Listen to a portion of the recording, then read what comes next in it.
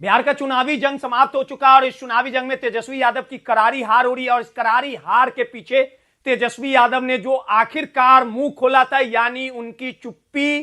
तोड़ी गई थी, यानी तेजस्वी ने तमाम पहलुओं का खुलासा किया कि आखिर जनता ने तेजस्वी को क्यों अस्वीकार किया, नीतीश के सामने क्यों तेजस्वी चारों खाने चित हो गए और इस पूरे चुनावी दंगल में आरजेडी 25 सीटों पर ही सिमट गई। लेकिन इन तमाम बिहार विधानसभा चुनाव में परिहार की जो सीट थी वो काफी हॉट सीट थी, क्योंकि रितु जायसवाल जो तेजस्वी की शेरनी के रूप में अपनी पहचान बनाई थी, यानी लालू राबड़ी तेजस्वी की भरोसेमंद साथी हुआ करती थी, लगातार आरजेडी के हर एक सुख दुख में उसकी भागीदारी रहती थी। लेकिन इस बार परिहार से रितु जायसवाल ये चाहती थी कि उसे टिकट मिले, लेकिन लगातार मिन्नतों करने के बाद आरजेडी ने परिहार से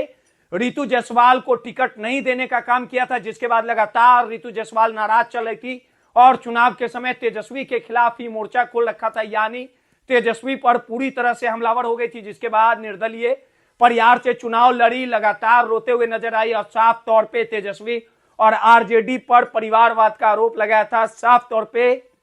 ये बातें कही थी कि किस प्रकार से काम करने वाले लोगों को दरकिनार कर दिया जाता है और आखिरकार जब परिहार में चुनावी दंगल में रितु जायसवाल कूदी, उन्होंने आरजेडी के उम्मीदवार को काफी टक्कर देने का काम किया, यानी रितु जायसवाल नंबर 2 पे रही और लगातार रितु जायसवाल अब तेजस्वी को अपनी ताकत दिखाने के मूड में आ गई, यानी तेवर सख्त कर लिया और साफ तौर पे कहा है कि अब मैं युवा और महिलाओं के बीच में जाऊंगी, लगातार उनसे बातें करूंगी और आगे की रणनीति को तैयार करूंगी। कैमरे के स्क्रीन में जो आपको रितु जायसवाल के द्वारा जो ट्वीट किया गया, जिसमें साफ शब्दों में साफ लफ्जों में रितु जायसवाल ने तेजस्वी यादव यानी आरजेडी यानी तेजस्वी यादव, जिसको रितु जायसवाल अपना नेता समझती थी, अब नेता के खिलाफ ही रितु जायसवाल जहर उगल रही है। यानी साफ तौर पे कहा है कि नई पार्टी का निर्माण होगा और नए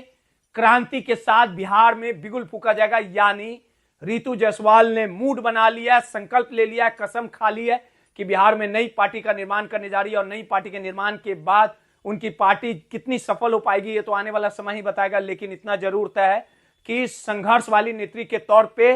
रितु जायसवाल जानी जाती है और परिहार के निर्दलीय चुनाव लड़ने में जो उन्होंने आरजेडी के उम्मीदवार को टक्कर देने का काम किया, यानी पिछाड़ने का काम किया, यानी